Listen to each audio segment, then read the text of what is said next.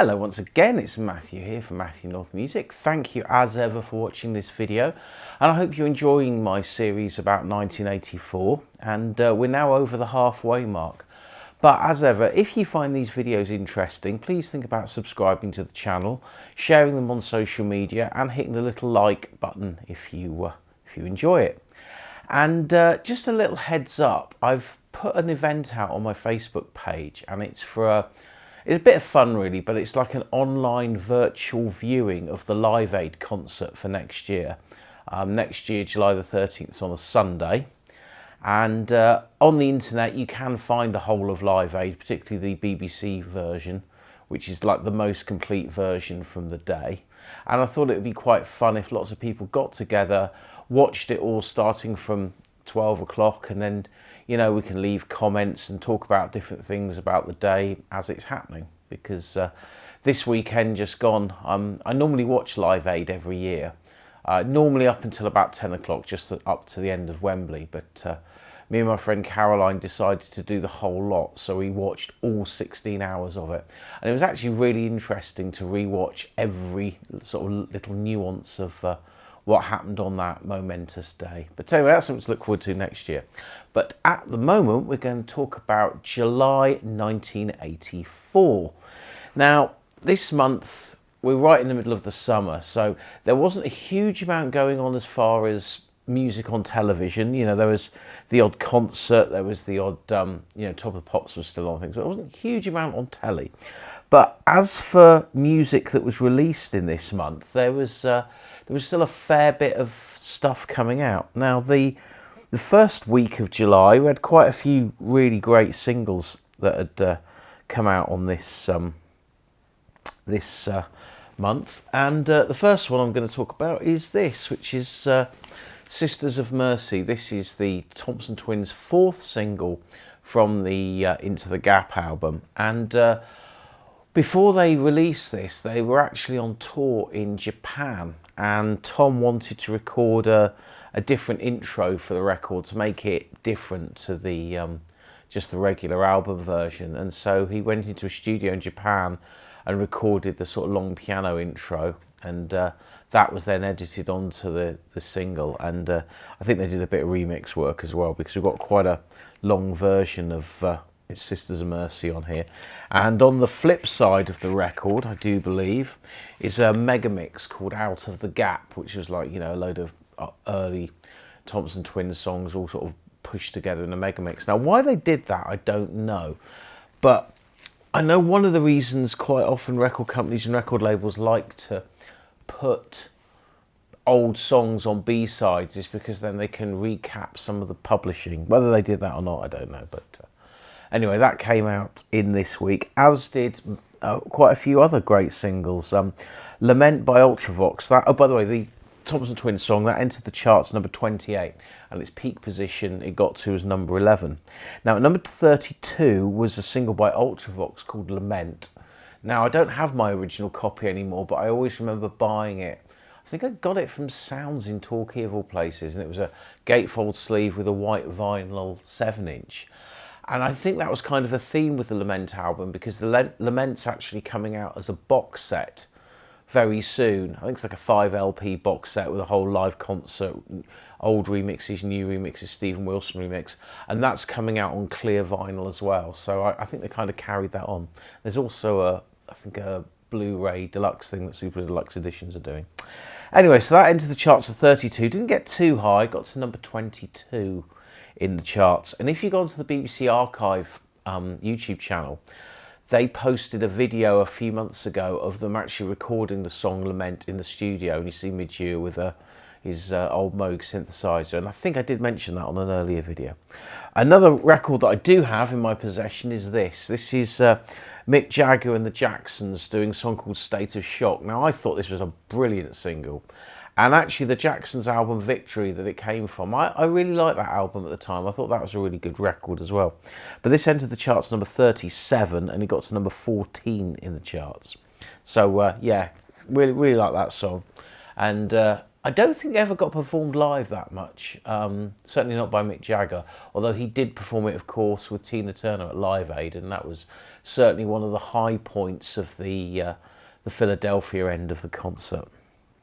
Now, Shack Attack had their hit Down on the Street released in this week. It entered the charts number 45 and it got to number 9 eventually in the charts. Then we have one of my favourite songs of the year, which is the Kane Gang's Closest Thing to Heaven. Absolutely gorgeous tune this is. This entered the charts number 56 and got to number 12. And if you look at the sleeve of the record and you're a fan of the Sisters of Mercy, the artwork was used by a bootlegger to produce the album Possession, which is a 2 LP bootleg of a very famous Sisters of Mercy concert recorded in Amsterdam in 1983. So a little bit of trivia there for you. Then the veteran pop jazz singer, I should say, Eartha Kitt. She entered the charts at number 65 with a song called I Love Men. And at the time, she was 57 years old. So, you know, she was well over 10 years older than the likes of Paul McCartney. And then at number 75, so a real outsider, is another absolute cracker of a song. I haven't got the single with me, but it's exactly the same cover as the album, and that's Laura Branigan's Self Control. That was a massive hit, and that ended up getting to number 5 in the charts. And you got to remember, in 1984, to get top 10, you had to sell a lot of records, because the top of the charts was full of the massive sellers. Frankie Goes to Hollywood, Wham, Stevie Wonder, George Michael. All this stuff was selling huge numbers, so nothing got a look in. So if you were able to get certainly top 5, then you would not, ordinarily, Laura Branigan probably would have gone to number 1. But because so many other records were selling such huge numbers, they were just, crowbarring the top end of the charts, and no one could get a look in. Anyway, after that, we've got another absolute classic entering the charts. I think this was actually a re-entry, because it didn't chart properly the first time.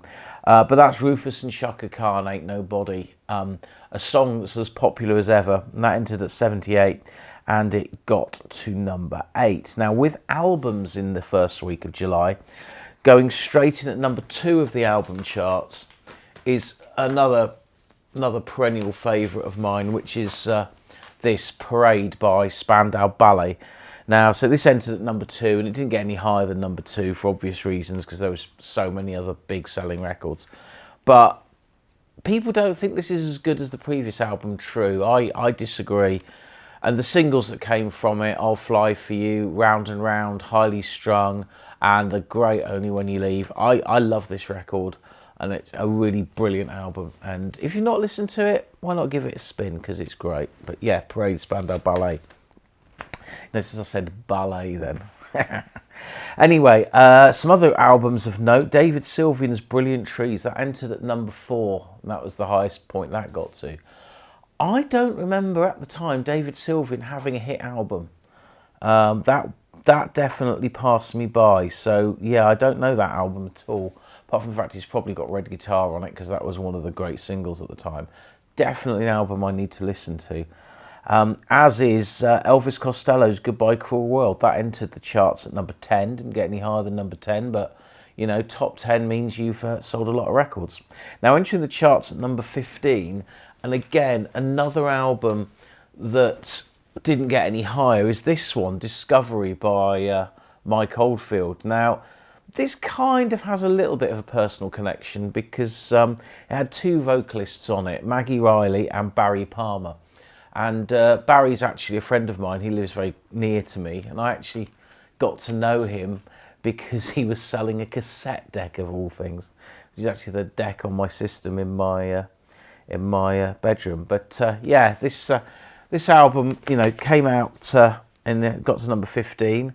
And I'm being very lazy and just checking. Yeah, To France was the big single on it. But there was another single around about the same time called Crime of Passion, but that wasn't on this album, I don't think. But anyway, great record, and well worth a listen. And not being funny, you can find these albums in charity shops very cheap. So if you want to get an original vinyl copy, you don't have to pay a lot of money for this. That's the same with the Spandau Ballet album. You can pick that up cheap as chips as well these days. Now, another album that came out in this week was the compilation album called Rewind by the Rolling Stones.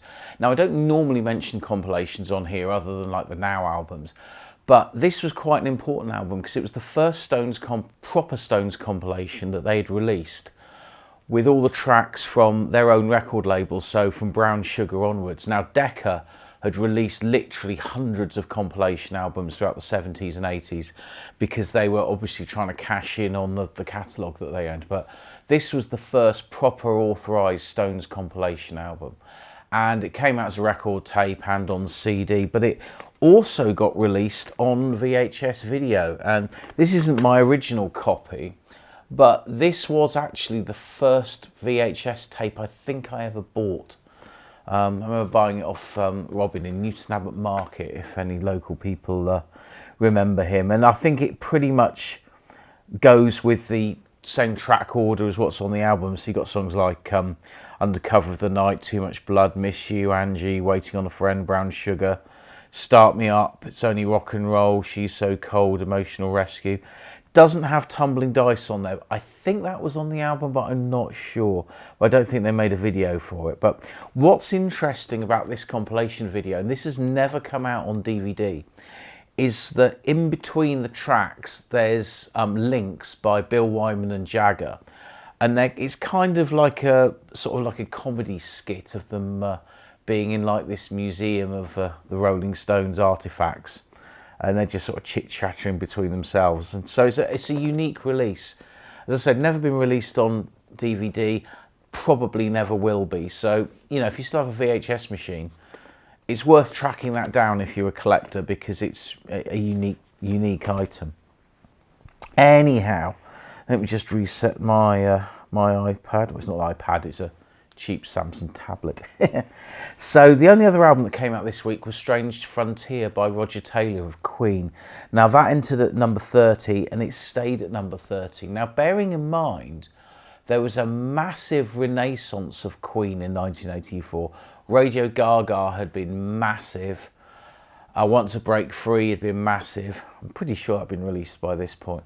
But Queen's solo album really didn't hit the sides. And you know, I think that Brian May, he never released a solo album, I don't think, until after Freddie died. I think Back to the Light was his first proper one. I know he'd done the Starfleet soundtrack and various other bits and bobs, but only Roger Taylor and Freddie did solo albums. In fact, I think Roger was the first one to do a solo album, because I think Fun in Space was his first album. I think that was in like 1978 or something. But he was always writing lots of songs. And bearing in mind, he wrote Radio Gaga, which was one of the probably Queen's biggest hit other than Bohemian Rhapsody up until that point. That for him to do a solo album and for it to not actually sell that well, I thought was a little bit odd. But you know, like the David Gilmour and Roger Waters albums of this year, you know, sometimes the band is what you need. I mean, Mick Jagger's solo career never really took off.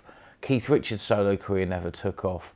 David Gilmour and Roger Waters did to an extent, particularly Roger Waters, but all of them were much more, successful as a band.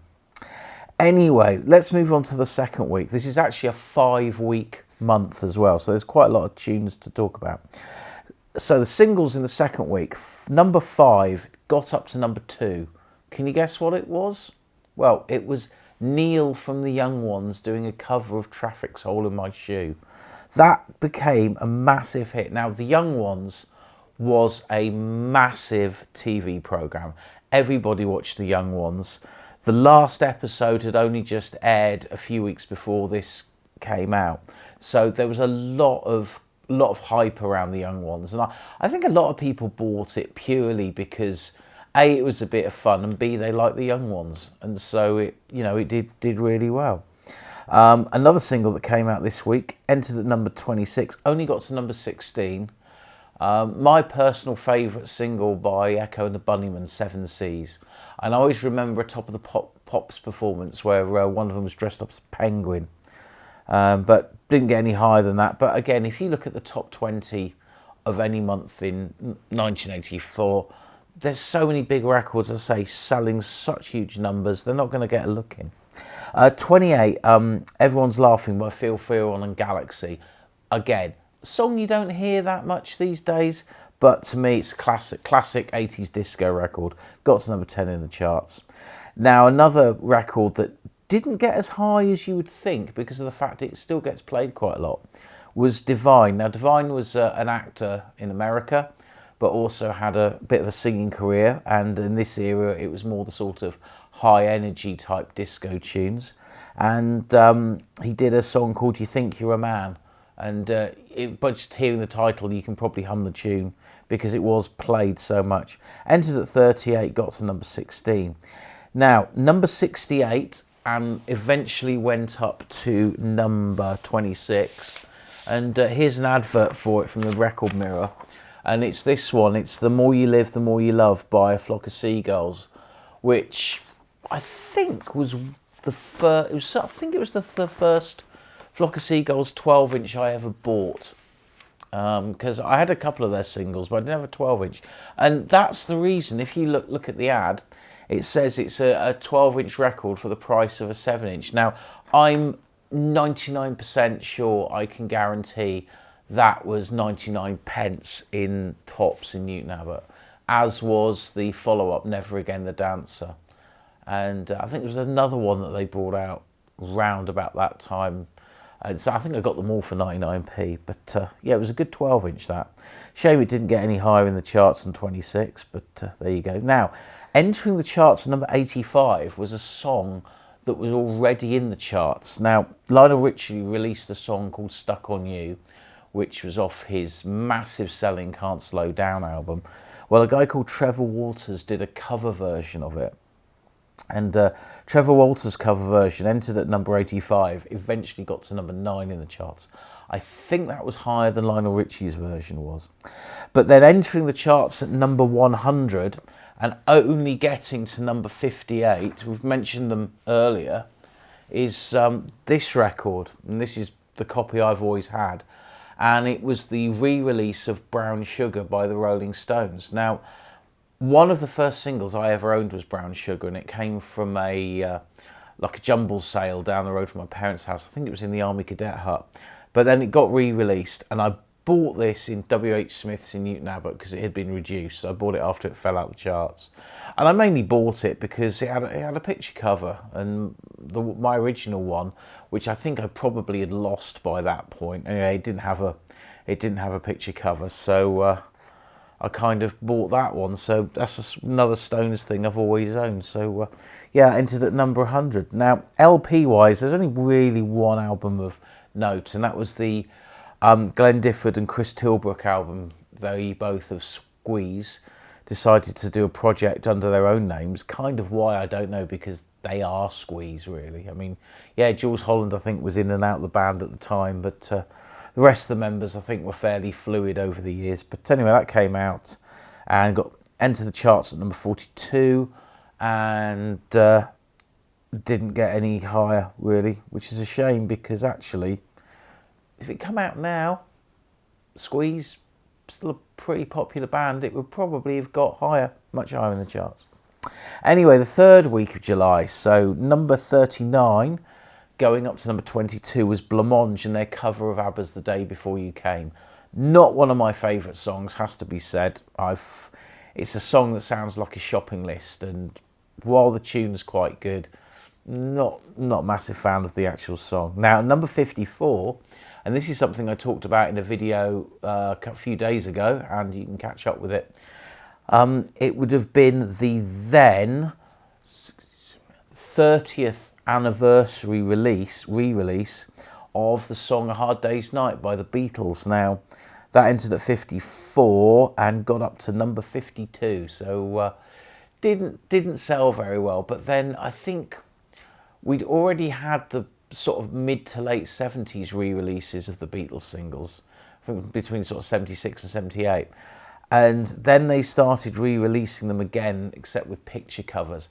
And I think we were at a stage where if you had the Beatles records, you already had, if you like the Beatles, you already had the Beatles records. So you wouldn't necessarily go out and buy it again. Whereas now, if they suddenly physically re-released a 60th anniversary copy of Hard Day's Night 7-inch, it probably would sell sufficiently well that it might get a chart position, and it certainly would get a high up position in the physical chart sale. But back then, I think that the Beatles were kind of being forgotten about, I think, in the 80s. And I don't think it really was until the anthology project when the Beatles really became popular again, and then they kind of stayed popular after that. But that's another story for another day. Now, number 57, Killing Joke had a single out called A New Day, but only got up to number 56. And likewise, Everything But the Girl, they had a song called Mine out, which had some quite good reviews in some of the music papers I've been rummaging through. But again, 58, and it stayed at 58.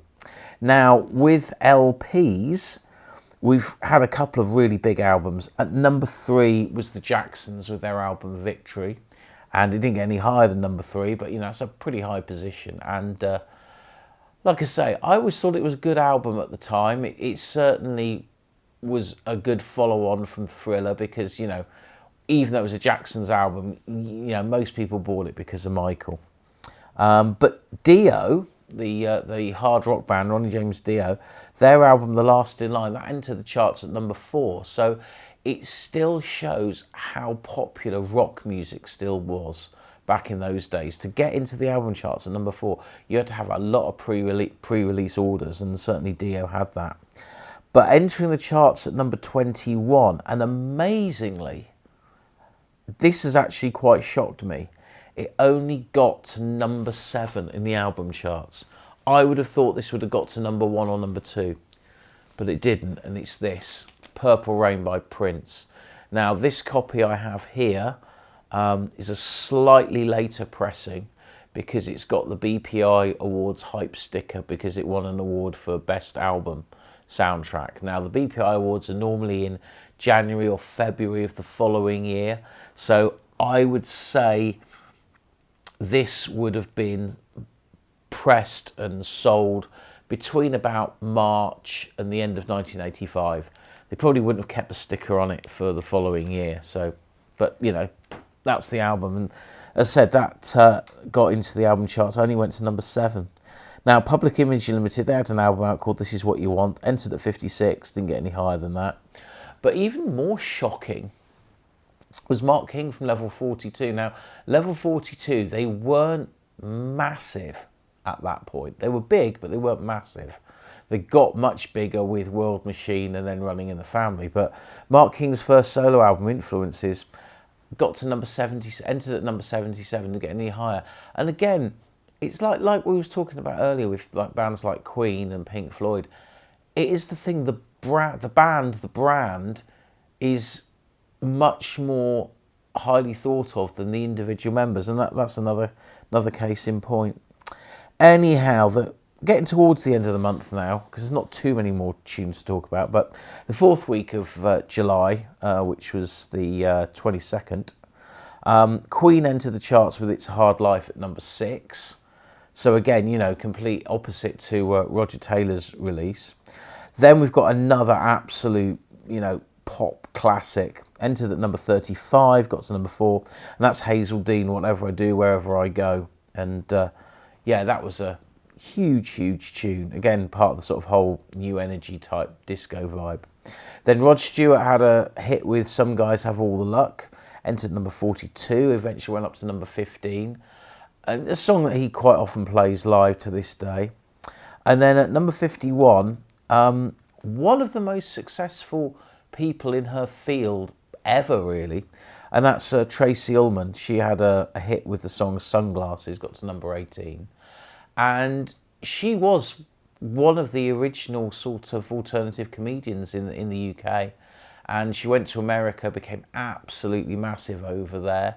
And she was responsible for The Simpsons because The Simpsons was originally an insert into her show.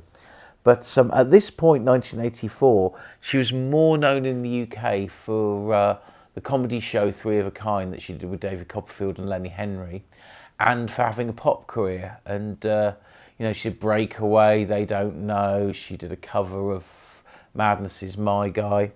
And so, yeah, she was, very, very successful then, and she's still massively successful to this day.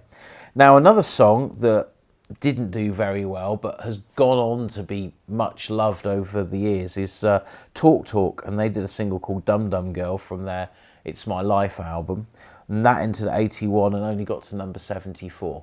Interesting thing about Talk Talk, on their Facebook page today, they've been teasing something that's happening, and by using the graphics from the It's My Life album. So I suspect we're going to see some kind of It's My Life anniversary reissue at some point this year.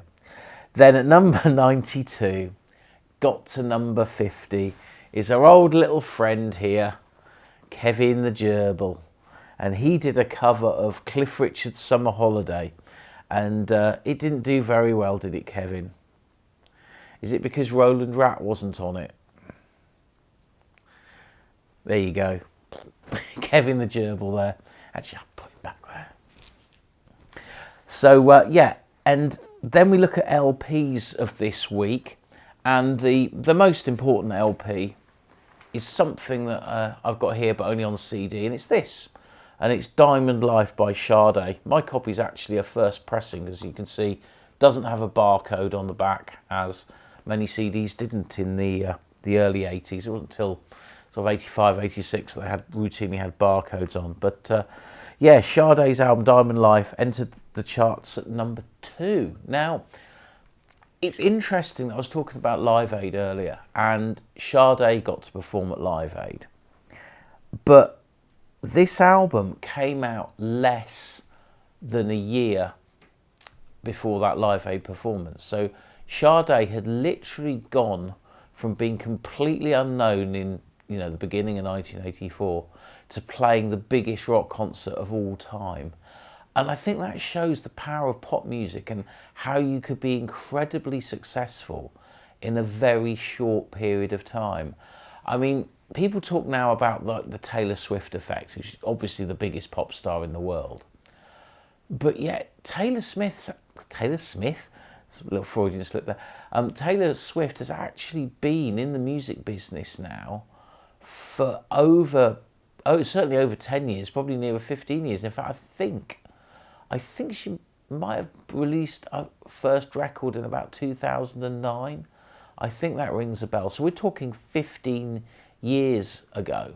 But yet she is like the current pop artist with billions of fans around the world. But she's had a 15-year career already. Now, if we look at 1984 and you go back 15 years, what have you got?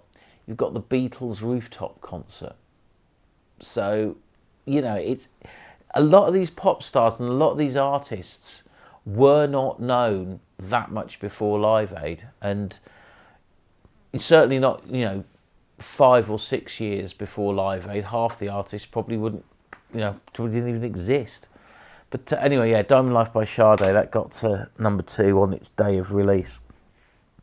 Now, as for the last week, well, there's one absolutely massive, massive single, and it's this, which is George Michael's Careless Whisper. Now, this entered the charts at number 12, and as you all know, it went to number 1, and it was the second number 1 that Wham had effectively, because even though this was a George Michael record, everyone knows really it's one of the first Wham songs. I think it's one of the first songs that they ever wrote, and that's why Andrew Ridgeley's always had a writing credit on this song, even though it's not billed as a Wham record, although it did of course feature on the Wham album Make It Big, their second album. So a little bit of a grey area, I suppose you could say, but absolutely massive song. And that entered the charts at number 12, and it went to number 1. Now, the only other single of note, really, that I can think of was entered at number 49,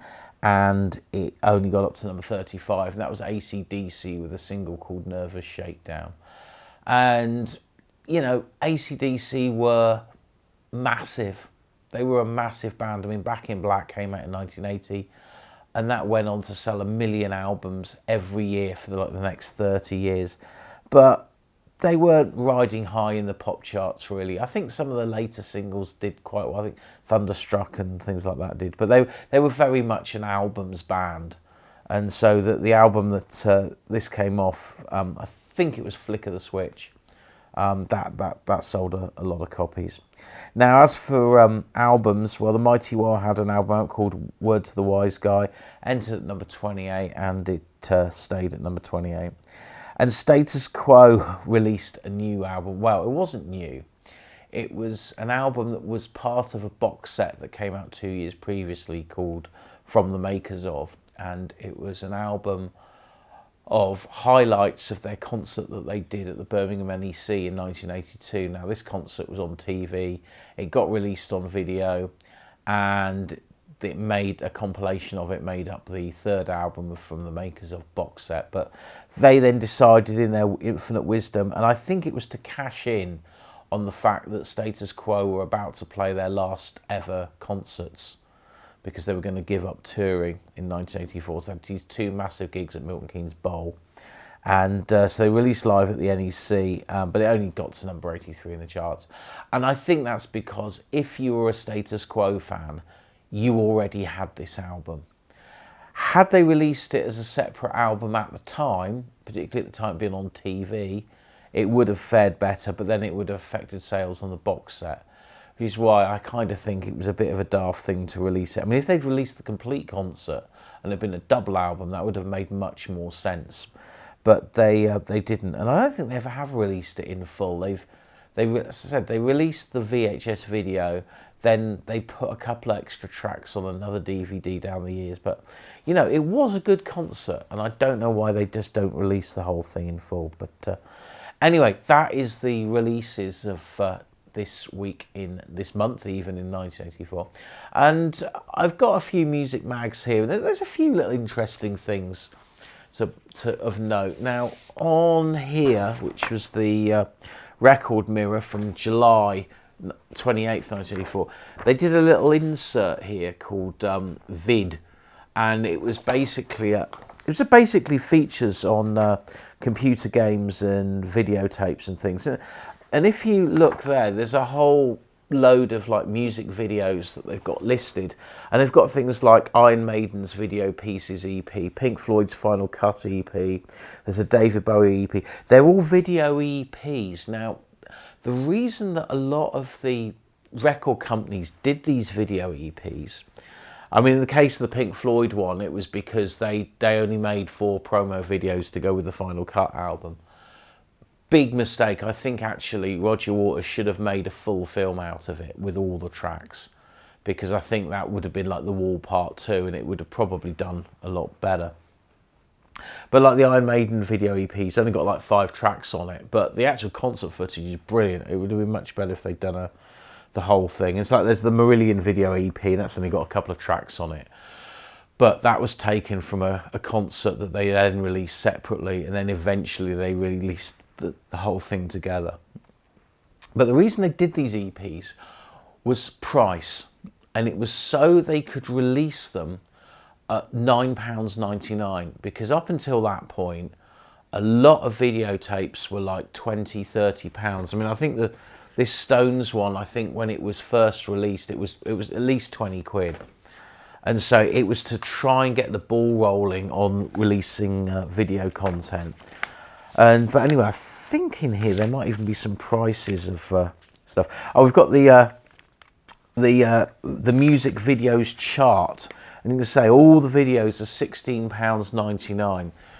But it's interesting what they've actually got listed, because they've got things like An American Werewolf in London as a music video, even though it's a film. But I think it was quite popular at the time, because as I said, it had only just come out on video. But there were things like, you know, The Complete Beatles, which is a documentary which was narrated by Malcolm McDowell. Interestingly, like the Stones Video Rewinds, never been released on DVD, and it is completely different to any other Beatles documentary ever released, and it was the first one. I've got a VHS of it myself, but and it came out on Laserdisc as well. But again, if you're a Beatles fan, it's worth tracking that down because there's bits in it and bits of interviews and stuff that have never been on anything else. But then you've got things like the Eric Clapton Old Grey Whistle Test special that had come out. There's a Culture Club live concert. There's the classic Dire Straits Alchemy. There's Duran Duran, Hanoi Rocks, Jams, The Snap. Howard Jones's Like to Get to Know You Well, which I think is a live gig somewhere. Possibly Japan, I'm not sure, because that did get re-released recently, but I think that might be from '85. Queen's Greatest Flicks, which sold massively, and U2's Live at Red Rocks, which is called Under a Blood Red Sky, and that sold very well on VHS as well. I knew a lot of people that had that at the time. Anyway, so yeah, there's a little thing that was featured in there. On here, there's a advert there for the Jacksons' Victory, but I'm just going to quickly go through the singles reviews in this copy of Record Mirror, which has got Blancmange on the cover, because they were actually done by Andy Taylor of Duran Duran. Now, as I mentioned earlier, he really rated the Everything But the Girls single, Mine, as his single of the week. And he's almost single of the week because the Rolling Stones' Brown Sugar. And he does make the point of, why have they re-released it? And he said he really liked Undercover of the Night as well, which, again, is one of my favourite Stones singles. But obviously they re-released Brown Sugar because of it helping shift the new compilation album. Because at the time, the Stones weren't active because Mick and Keith had had a fairly well documented falling out around that time. Now, he's got kind words to say about the Flock of Seagulls single. He said, it's really good, the best thing they've done because it's getting away from all that electro stuff they were into. They were really big in America when we weren't, but people's opinions over here are a lot different. It's a good song. There's no reason why it shouldn't be a hit, I suppose. So he obviously really liked it, but of course this is the thing. The classic quote from Morrissey, we hate it when our friends become successful. Now, he reviews a single here that never got talked about, and it's by Tim Pope, the video director for The Cure. And the song's called I Want to Be a Tree. And his review says, Tim Pope of video fame, is he that famous? It defies all counterpoints, this song, and sounds like the sort of record one has to take strange substances to get into. I think it's brilliant. Anyone who's got the nerve to sing I Want to Be a Tree, I bet still has a great video. It's so banal that it's funny. Everyone should have a copy and play it when they get depressed. It'll be a massive hit. Now, I'm pretty sure this might be the song that was based on a load of video outtakes that Tim Pope put together with other artists, and because he talks about it on the Tube. But I've never actually heard it, so it's definitely a tune that I want to have a listen to at some point. Now, he's also reviewing Legs by ZZ Top. Now, I'm pretty sure this had already been out already, so it must have been having a re-release. And he said, it doesn't sound like ZZ Top because there's a synthesizer on it, which isn't quite right somehow. I really like some of the stuff they've done, but it's actually more powerful than this. There's supposed to be a big group, big guys with big beards, but that definitely going for commercial success with this one. They're a rock and roll band, and that's the way I like them. So yeah, the Eliminator era of ZZ Top was full of synthesizers, sequencers, and drum machines, and Legs was the pinnacle of that, but it was a great song, especially the 12-inch mix. Now, here's an interesting review, and it's Jools Holland, Black Beauty. Now, of course, we all know Jools Holland these days for his TV show and for his big band and all the many collaborations he's done over the years, as well as being a former member of Squeeze. But here he says, honky tonk, it's more like wheel tappers and shunters music. All I need is the cloth cap and bell. I really despise this one completely, and I think he should stick to the Tube. I think he's a good TV presenter, better than he is a musician, and this record proves it. Now, I think this is an opinion a lot of people have had of Jools Holland, and they prefer his TV show to his music, particularly when he, does his boogie woogie on records. But at the same time, he is a phenomenally good musician. He's a very good arranger. He's not the greatest singer in the world, but that's why when he goes on tour, he takes great singers with him. But, he is one of the most well-loved musicians, really, that we've ever produced, because he's got such a loyal fan base, and he plays every year, and he sells out 30, 40, 50, 60 shows a year. So yeah, it's quite amusing, that review. But I can see at the time that what he does wasn't particularly fashionable, but he carved his own niche and he stuck with it, and he's grew a huge fan base with it. I've got this copy of Smash Hits, and this is the last month of July, so it's the last weeks of the July. 'Cause Smash Hits was fortnightly, so it went from July the 19th to August the 1st. And you've got Culture Club feature in the middle, because they were on tour in Japan at the time. And in the middle we've got the letters page, and there's a couple of things in it that's quite interesting. And is this letter here first. And this letter really shows how the world has changed in 40 years. And the letter goes as follows. Please tell me if there's any address where I could contact Holly Johnson of Frankie Goes to Hollywood. I read somewhere that he only got letters from blokes, and I hope I can be the first female to tell him he's wonderful. And this person who wrote in called themselves the Buzzard on Holy Shoulders, Nottingham. And anyway, Linda Duff replied, so do I, but you'd better hurry. You can write to him at the fan club based at PO Box 160 Liverpool, or alternatively care of the press office of Island Records. Now, if you'd wanted to contact a pop star in the 80s, that's how you would do it. You would write a letter to either the fan club or the management, and you may or may not get a reply. Now, if it was a band like the Thompson Twins, then Viv would probably almost definitely reply to your letter, as she did to most people. But Frankie Goes to Hollywood, if you'd written to the fan club, you might get a reply. If you'd written to the management, you probably wouldn't. How would you get hold of Holly Johnson now? Well, the chances are, if you sent him a message on his Facebook page, or you left a comment, more so the latter, the chances are Holly might well reply, because he's fairly good at replying to people on social media. And that is a totally different world that we're in, because when it was those days, it was really hard, and there was this mystique about pop stars, and you might get to meet them outside a concert if you hung around the stage door for 4 hours, or you might not. Whereas now there's almost that direct access to just about anybody you want to talk to, if you're so inclined to do so. And here, this is really interesting, because someone's asked, please could you tell me the make and model of bass guitar used by John Taylor of Duran Duran? I know someone who wants one exactly like it. Also, could you confirm which members of the group does the yeah bits in the second verse of the Reflex? And she's gone into real detail about the equipment he used. She talks about his Aria SB1000 bass, which I think is the bass that he used on Planet Earth and in the early days.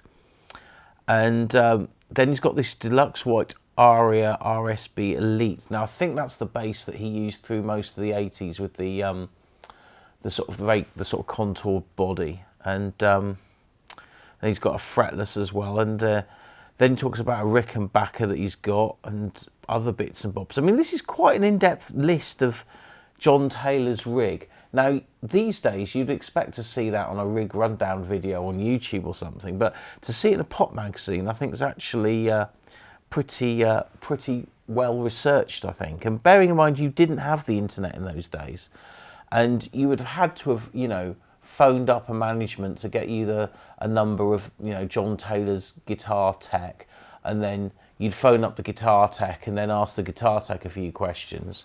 So, proper research was gone into that answer.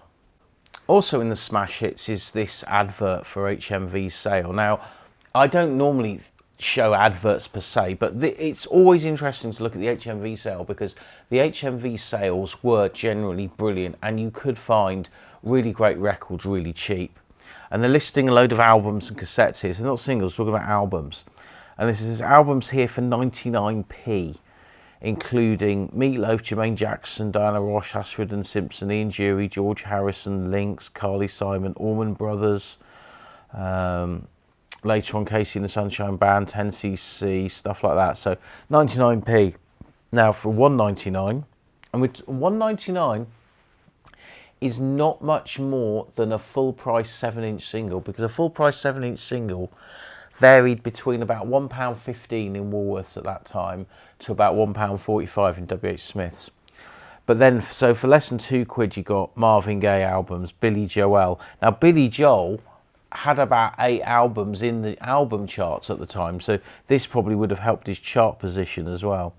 But then you could have Alice Cooper, Lou Reed, Gil Scott-Heron, Lynyrd Skynyrd, Diamond Head, Status Quo, Kiss, Paul Simon, Chic, Bob Dylan, Yoko Ono, Graham Parker, Millie Jackson, Dave Brubeck, Cream, Beach Boys. You know, loads of stuff that, you know, now people pay like £30 per album for.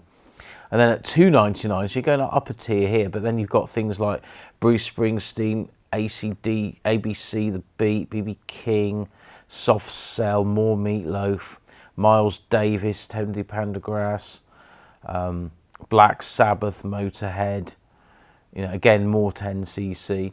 And then the top tier here, again, these are going to be more sort of more modern, more recent albums. So you've got people like China Crisis, Phil Collins, 717 OMD, Mike Oldfield, Malcolm McLaren, and then you got Free, Fairport Convention, Grace Jones, John Martin. Interestingly, a lot of those bands are on Island Records, so I'm wondering if, because of the success of Bob Marley's Legend, I'm wondering if Island were actually trying to shift some of their back catalogue of other stuff so they could have more room for more copies of Bob Marley. But yeah, U2's on Island, Steve Winwood's on Island. But then you've got Duran Duran, Queen and the Rolling Stones as well. So, you know, plenty of bargains to be had back in 1984. And again, you know, albums then, you know, even compared to today's prices, you know, even if it was 5 times more that price today, it would still be half the price of what HMV are charging for an album now, as I have regularly commented on my Facebook page and other social media. Anyhow, hope you've enjoyed this video looking back at July 1984. And if you've got any comments or things you want to mention, please, you know, leave a comment, and anything I might have missed out, you know, please get in touch, because it's always good to learn more things. And that's kind of why I'm doing this, because, you know, I'm always learning stuff about it as I make these videos. And I am hoping to make some more videos that are going to be kind of spin-offs about certain specific things. And I'll carry on doing that for a while. So anyway, from me and Kevin here, thanks for watching the video, and I'll catch you on the next one.